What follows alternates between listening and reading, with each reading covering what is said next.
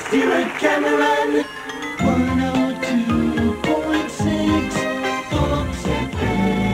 And tonight in Oxford at the Apollo Theatre, Dennis Locorriere is in town, and if you're not familiar with the name, you'll certainly be familiar with the voice, because he was the lead singer with Dr. Hook. Dennis, welcome to Oxford. It's nice to be here. I'm always here on a Sunday, though, Stuart. I don't know what it is. Everything's closed except me. I come to Oxford and I say, what's going on? And they say, well, unfortunately, you are. So I don't get to see it. I get to walk around, but I don't ever get to go any place that's open. Now, Dr. Hook has been split up since 1985, so what have you been doing since then?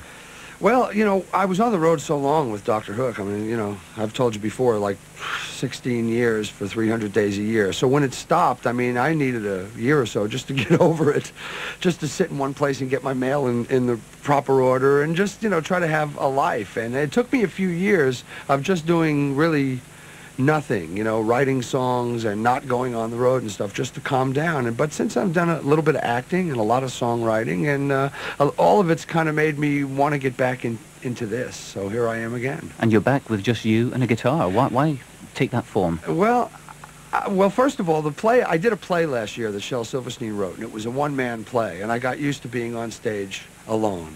And I was an only child, so I was used to, whenever I played a game, I knew how it was going to end. So it's the same thing. To tell you the truth, I thought being alone on stage with a guitar was going to be kind of limiting.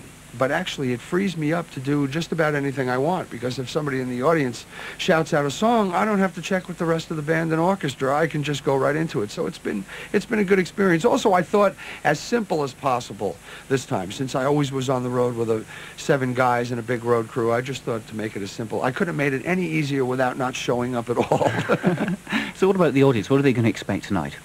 Well, I don't want them to expect anything. I want to surprise them a lot, you know. The one thing they can expect is, you know, I'm going to sing a lot of the old songs. I've reckoned with that now. I kind of shied away from the old songs in the last few years whenever I did any kind of gigs, because I got the feeling that was, you know, pushing that too much. That could be all I was. So I didn't concentrate on those too much.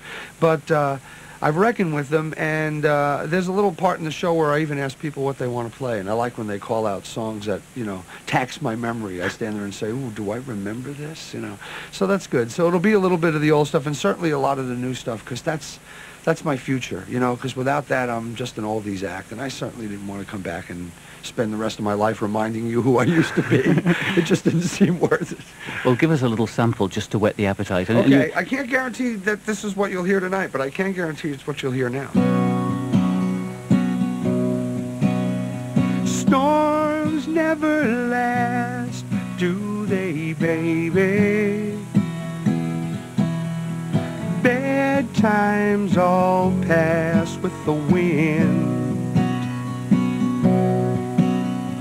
Your hand in mine stills the thunder, and you make the sun wanna shine. Followed you down so many roads, baby. I picked wildflowers and sung you soft, sad songs. In every road we took, Lord knows our search was for the truth. And the clouds brewing now won't be the last. But storms never last, do they, baby? Bad times